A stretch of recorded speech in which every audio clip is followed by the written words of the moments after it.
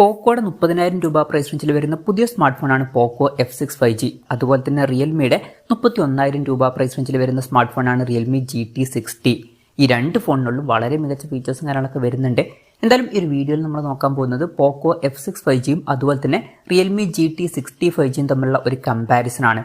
നമ്മൾ ആദ്യം ഡിസ്പ്ലേയുടെ ആയിരുന്നു നോക്കുകയാണെന്നുണ്ടെങ്കിൽ പോക്കോ F6ൽ 6.7 ഇഞ്ചിൻ്റെ 1.5K ഡിസ്പ്ലേ ആണ് വരുന്നത്. റിയൽമി GT60ൽ 6.78 ഇഞ്ചിൻ്റെ 1.5K ഡിസ്പ്ലേ കൊടുത്തിട്ടുണ്ട്. അപ്പോൾ രണ്ട് ഫോണിനുള്ളിലും 1.5K റെസൊല്യൂഷനും കാര്യങ്ങളൊക്കെ വരുന്നുണ്ട്. രണ്ട് ഫോണിനുള്ളിലും AMOLED ഡിസ്പ്ലേ തന്നെയാണ് ഉപയോഗിച്ചിരിക്കുന്നത്. പിന്നെ എടുത്തു പറയേണ്ട ഒരു വ്യത്യാസം വരുന്നത് റിയൽമിയിൽ നമുക്ക് LTPO എന്നുള്ള ഫീച്ചർ ലഭിക്കുന്നുണ്ട്. അതായത് റിഫ്രഷ് റേറ്റ് 1 ഹെർട്സിൻ്റെയും 120 ഹെർട്സിൻ്റെയും ഇടയിലായിട്ട് അഡ്ജസ്റ്റ് ചെയ്യാൻ കഴിയുന്നതായിരിക്കും. എന്നാൽ ഈ ഒരു ഫീച്ചർ പോക്കോയിൽ വരുന്നില്ല. അപ്പം ഈ ഒരു കാര്യത്തിൽ റിയൽമിക്ക് ഒരു അഡ്വാൻറ്റേജ് വരുന്നുണ്ട്. രണ്ട് ഫോണിനുള്ളിലും മാക്സിമം 120 ഹെർട്സിൻ്റെ റിഫ്രഷ് റേറ്റ് ആണ് സപ്പോർട്ട് ചെയ്യുന്നത്. പിന്നെ പോക്കോയിൽ 480 ഹെർട്സിൻ്റെ ടച്ച് സാമ്പിളിംഗ് റേറ്റ് ആണ് വരുന്നത്. റിയൽമിയിൽ 360 ഹെർട്സിൻ്റെ ടച്ച് സാമ്പിളിംഗ് റേറ്റ് ആണ് കൊടുത്തിരിക്കുന്നത്. പിന്നെ പോക്കോയിൽ 2160 ഹെർട്സിൻ്റെ ഇൻസ്റ്റന്റ് ടച്ച് സാമ്പിളിംഗ് റേറ്റ് എന്നുള്ള ഫീച്ചർ സപ്പോർട്ട് ചെയ്യുന്നുണ്ട്. റിയൽമിയിൽ കുറച്ചും കൂടി ബെറ്റർ ആയിട്ടുള്ള 2500 ഹെർട്സിൻ്റെ ഇൻസ്റ്റന്റ് ടച്ച് സാമ്പിളിംഗ് റേറ്റ് എന്നുള്ള ഫീച്ചറും വരുന്നുണ്ട്. ഈ രണ്ട് ഫോണുകളിലും പഞ്ചോൾ ഡിസൈൻ ആണ് കൊടുത്തിരിക്കുന്നത്. പഞ്ചോൾ വരുന്നത് ടോപ്പ് സെൻറ്റർ ഭാഗത്തായിട്ടാണ്. പോക്കോയിൽ 12 ബിറ്റ് ഡിസ്പ്ലേ ആണ് വരുന്നത്. റിയൽമിയിൽ 10 ബിറ്റ് ഡിസ്പ്ലേ ആണ് കൊടുത്തിരിക്കുന്നത്. അപ്പോൾ കൂടുതൽ കളേഴ്സും കാര്യങ്ങളൊക്കെ പോക്കോയിൽ കാണിക്കുന്നതായിരിക്കും. ഇപ്പോൾ നെറ്റ്ഫ്ലിക്സിലൊക്കെ നമ്മൾ വീഡിയോസൊക്കെ കാണുന്ന സമയത്ത് പോക്കോയിൽ 10 ബിറ്റ് അതുപോലെ തന്നെ ഡോൾബി വിഷൻ ഇതുപോലുള്ള ഫീച്ചേഴ്സൊക്കെ ലഭിക്കുന്നുണ്ട്. എന്നാൽ ഈ ഫീച്ചേഴ്സ് റിയൽമിയിൽ വരുന്നില്ല. അപ്പം ഈ ഒരു കാര്യത്തിൽ പോക്കോക്ക് ഒരു അഡ്വാൻറ്റേജ് വരുന്നുണ്ട്. പിന്നെ പോക്കോയിൽ ഫ്ലാറ്റ് ഡിസ്പ്ലേ ആണ് കൊടുത്തിരിക്കുന്നത്. എന്നാൽ റിയൽമിയിൽ നമുക്ക് കർവ്ഡ് ഡിസ്പ്ലേ ലഭിക്കുന്നുണ്ട്. അതാണ് എടുത്തു വരേണ്ട മറ്റൊരു ഡിഫറൻസ്. പിന്നെ പോക്കോയിൽ 1920 ഹെർട്സിൻ്റെ PWM ഡിമ്മിംഗ് എന്നുള്ള ഫീച്ചറാണ് വരുന്നത്. റിയൽമിയിൽ കുറച്ചും കൂടി ബെറ്റർ ആയിട്ടുള്ള 2160 ഹെർട്സിൻ്റെ PWM ഡിമ്മിംഗ് എന്നുള്ള ഫീച്ചർ വരുന്നുണ്ട്. പിന്നെ പോക്കോയുടെ പീക്ക് ബ്രൈറ്റ്നസ് വരുന്നത് 2400 നിറ്റ്സ് ആണ്. റിയൽമിയുടെ പീക്ക് ബ്രൈറ്റ്നസ് വരുന്നത് 6000 നിറ്റ്സ് ആണ്.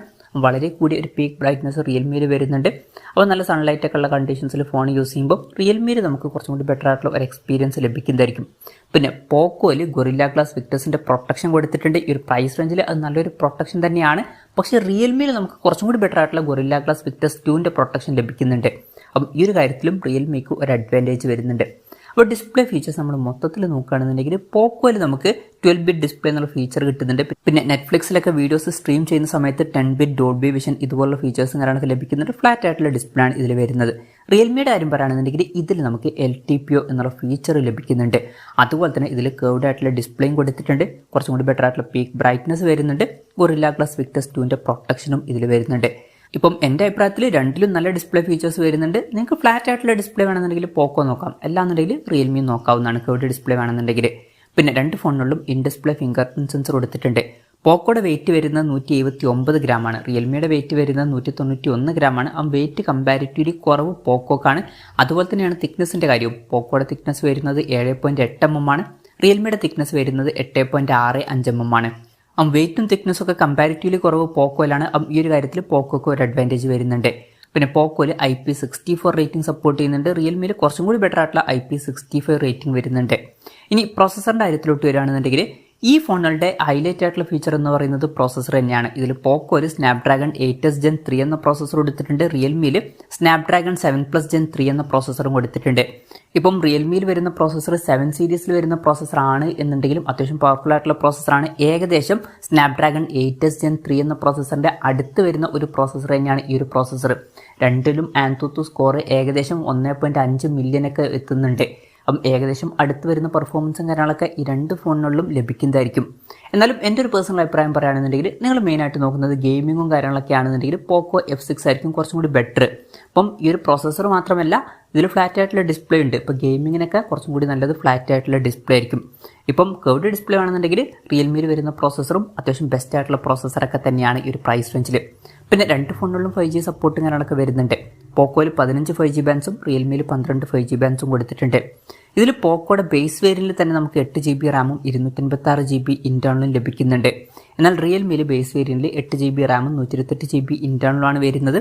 പിന്നെ റിയൽമിയിൽ 8 GB റാം 256 GB ഇന്റേണൽ വെർഷനും കൊടുത്തിട്ടുണ്ട്. പിന്നെ ഈ രണ്ട് ഫോണുകളിലും 12 GB റാം 256 GB ഇന്റേണൽ വെർഷനും 12 GB റാം 512 GB ഇന്റേണൽ വെർഷനും വരുന്നുണ്ട്. ഈ രണ്ട് ഫോണുകളിലും LPDDR5Xൻ്റെ റാമാണ് ഉപയോഗിച്ചിരിക്കുന്നത്. അതുപോലെ തന്നെ UFS 4.0 സ്റ്റോറേജ് ടൈപ്പും വരുന്നുണ്ട്. പക്ഷേ റിയൽമിയുടെ കാര്യത്തിൽ 128 GB ഇന്റേണൽ വെർഷനിൽ UFS 3.1 സ്റ്റോറേജ് ടൈപ്പേ വരുന്നുള്ളൂ. ആ ഒരു കാര്യം ശ്രദ്ധിക്കണം. പിന്നെ മെമ്മറി എക്സ്പാൻഡ് ചെയ്യണമെന്നുണ്ടെങ്കിൽ രണ്ട് ഫോണുകളിലും മെമ്മറി കാർഡ് സ്ലോട്ട് എടുത്തിട്ടില്ല. മെമ്മറി എക്സ്പാൻഡ് ചെയ്യാൻ പറ്റില്ല. രണ്ട് ഫോണുകളിലും NFC എന്നുള്ള ഫീച്ചർ സപ്പോർട്ട് ചെയ്യുന്നുണ്ട്. പിന്നെ രണ്ട് ഫോണുകളിലും IR ബ്ലാസ്റ്റർ കൊടുത്തിട്ടുണ്ട്. ഈ ഫോണുകൾ റിമോട്ടൊക്കെ ആയിട്ട് യൂസ് ചെയ്യാൻ കഴിയുന്നതായിരിക്കും. പിന്നെ രണ്ട് ഫോണുകളിലും എയർ ജസ്റ്റേഴ്സ് എന്നുള്ള ഫീച്ചറൊക്കെ സപ്പോർട്ട് ചെയ്യുന്നുണ്ട്. അതായത് ഫോണിൽ ടച്ച് ചെയ്യാതെ തന്നെ പല കാര്യങ്ങളും നമുക്ക് ഈ ഫോണുകളിൽ ചെയ്തെടുക്കാവുന്നതാണ് ജസ്റ്റ് ആൻഡ് ജസ്റ്റേഴ്സ് വെച്ചിട്ട്. പിന്നെ പോക്കോയിൽ പ്രോക്സിമിറ്റി സെൻസർ വരുന്നില്ല, എന്നാൽ റിയൽമിയിൽ പ്രോക്സിമിറ്റി സെൻസർ വരുന്നുണ്ട്. അതുകൊണ്ട് തന്നെ കോളൊക്കെ ചെയ്യുന്ന സമയത്ത് റിയൽമിയിൽ പെട്ടെന്ന് സ്ക്രീന് ഓഫ് ആവുന്നതായിരിക്കും. അപ്പം ആ ഒരു കാര്യത്തിൽ റിയൽമിക്ക് ഒരു അഡ്വാൻറ്റേജ് വരുന്നുണ്ട്. പിന്നെ ഈ രണ്ട് ഫോണുകളും സ്റ്റീരിയോ സ്പീക്കേഴ്സാണ് വരുന്നത്. പോക്കോയിൽ ഡോൾബി അറ്റ്മോസിൻ്റെ സൗണ്ട് സപ്പോർട്ട് ചെയ്യുന്നുണ്ട്. അപ്പം ഈ ഒരു കാര്യത്തിൽ പോക്കോക്ക് ഒരു അഡ്വാൻറ്റേജ് വരുന്നുണ്ട്. രണ്ട് ഫോണുകളിലും 3.5mm ഓഡിയോ ജാക്ക് കൊടുത്തിട്ടില്ല. പിന്നെ രണ്ട് ഫോണുകളും വരുന്നത് Android 14 ബേസ് ആയിട്ടുള്ള സോഫ്റ്റ്വെയറുമായിട്ടാണ്. പോക്കോയിൽ ഹൈപ്പർഓഎസ് സോഫ്റ്റ്വെയർ ആണ് വരുന്നത്. റിയൽമി സോഫ്റ്റ്വെയറും വരുന്നുണ്ട്. പിന്നെ ഈ രണ്ട് ഫോണുകളിലും 3 കൊല്ലത്തെ OS അപ്ഡേറ്റും 4 കൊല്ലത്തെ സെക്യൂരിറ്റി അപ്ഡേറ്റ്സും കാര്യങ്ങളൊക്കെ ലഭിക്കുന്നതായിരിക്കും. സോഫ്റ്റ്വെയറിൻ്റെ കാര്യത്തിൽ നിങ്ങൾ ഏതാണ് പ്രിഫർ ചെയ്യുന്നത് എന്നുള്ള കാര്യം ജസ്റ്റ് ഒന്ന് കമൻറ്റ് ചെയ്യുക. അപ്പം എൻ്റെ ഒരു പേഴ്സണൽ അഭിപ്രായം പറയുകയാണെന്നുണ്ടെങ്കിൽ ഞാൻ കുറച്ചും കൂടി പ്രിഫർ ചെയ്യുന്നത് റിയൽമി സോഫ്റ്റ്വെയർ ആണ്. പിന്നെ ഇതിൽ കമ്പാരിറ്റീവ്ലി ബ്ലോട്ട് വേസ് ഒക്കെ കുറവ് റിയൽമിയിലാണ്. ക്യാമറയുടെ കാര്യം പറയുകയാണെന്നുണ്ടെങ്കിൽ ഈ ഒരു പ്രൈസ് റേഞ്ചിൽ ഈ രണ്ട് ഫോണുകളും ക്യാമറ ഫോക്കസ്ഡ് ആയിട്ടുള്ള ഫോണുകളല്ല. അപ്പോൾ നിങ്ങൾ മെയിനായിട്ട് നോക്കുന്നത് ക്യാമറയ്ക്കാണെന്നുണ്ടെങ്കിൽ വേറെ ഫോണുകൾ നോക്കുന്നതായിരിക്കും നല്ലത്. എന്തായാലും ഈ ഫോണുകളുടെ ക്യാമറയുടെ കാര്യം പറയുകയാണെന്നുണ്ടെങ്കിൽ രണ്ട് ഫോണുകളുടെയും പിന്നിൽ ഡ്യുവൽ ക്യാമറ സെറ്റപ്പാണ് കൊടുത്തിരിക്കുന്നത്. രണ്ട് ഫോണുകളിലും 50 മെഗാ പിക്സൽ മെയിൻ ക്യാമറ സെൻസറാണ് വരുന്നത്. ഇതിൽ പോക്കോയിൽ സോണി IMX882 മെയിൻ ക്യാമറ സെൻസറാണ് വരുന്നത്. റിയൽമിയിൽ സോണി LYT600 സെൻസറാണ് കൊടുത്തിരിക്കുന്നത്. രണ്ടിലും OSന്റെ സപ്പോർട്ടും കാര്യങ്ങളൊക്കെ വരുന്നുണ്ട്. പിന്നെ രണ്ട് ഫോണുകളിലും 8 മെഗാ പിക്സലിലെ അൾട്രാ വൈഡ് ആംഗിൾ ലെൻസും കൊടുത്തിട്ടുണ്ട്. ക്യാമറ കമ്പാരിസണൊക്കെ നമ്മൾ മറ്റ് സൈറ്റുകളിൽ ചെക്ക് ചെയ്തിട്ടുണ്ടായിരുന്നു. അപ്പം മനസ്സിലായിട്ടുള്ള കുറച്ച് കാര്യങ്ങൾ എന്താണെന്ന് വെച്ചാൽ റിയൽമി GT60യിൽ കുറച്ചും കൂടി ബെറ്റർ ആയിട്ടുള്ള HDR പെർഫോമൻസും കാര്യങ്ങളൊക്കെ വരുന്നുണ്ട്.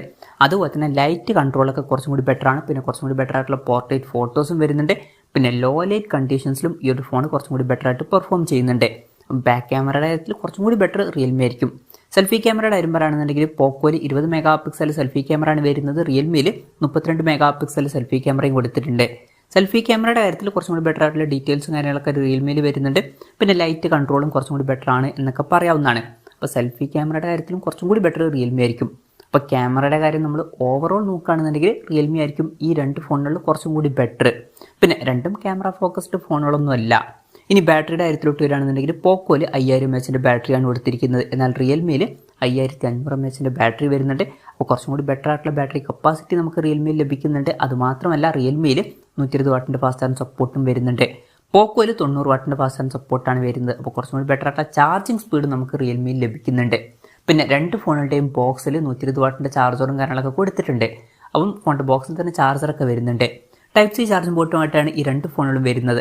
ബാറ്ററിയുടെ കാര്യത്തിൽ കുറച്ചും കൂടി ബെറ്റർ റിയൽമി ആയിരിക്കും. കാരണം കുറച്ചും കൂടി ബെറ്റർ ആയിട്ടുള്ള ബാറ്ററി കപ്പാസിറ്റിയും അതുപോലെ തന്നെ ചാർജിങ് സ്പീഡും കാര്യങ്ങളൊക്കെ വരുന്നുണ്ട്. ഇനി വിലയുടെ കാര്യത്തിലോട്ട് വരികയാണെന്നുണ്ടെങ്കിൽ പോക്കോ F6ൽ ബേസ് വേരിയന്റിൽ തന്നെ 8GB റാമും 256GB ഇന്റേണലും വരുന്നുണ്ട്.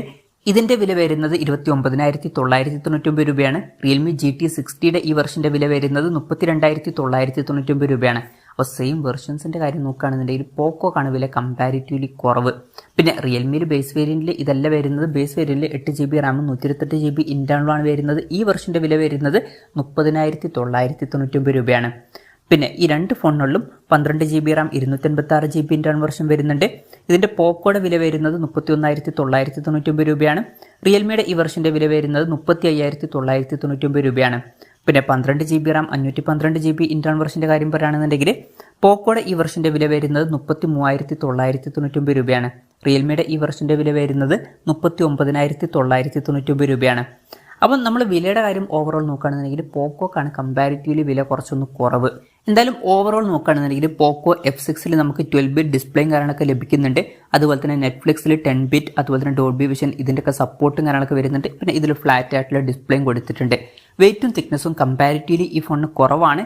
പിന്നെ അത്യാവശ്യം നല്ലൊരു പ്രോസസ്സർ ഇതിൽ വരുന്നുണ്ട്. ഇപ്പോൾ ഗെയിമിംഗ് ഒക്കെയാണ് നിങ്ങൾ മെയിനായിട്ട് നോക്കുന്നത് എന്നുണ്ടെങ്കിൽ പോക്കോ F6 ഈ ഒരു പ്രൈസ് റേഞ്ചിൽ തീർച്ചയായിട്ടും കൺസിഡർ ചെയ്യാൻ പറ്റിയിട്ടുള്ള ഒരു ഓപ്ഷൻ തന്നെയായിരിക്കും. ബേസ് വേരിയന്റിൽ തന്നെ 256GB ഇന്റേണലൊക്കെ വരുന്നുണ്ട്.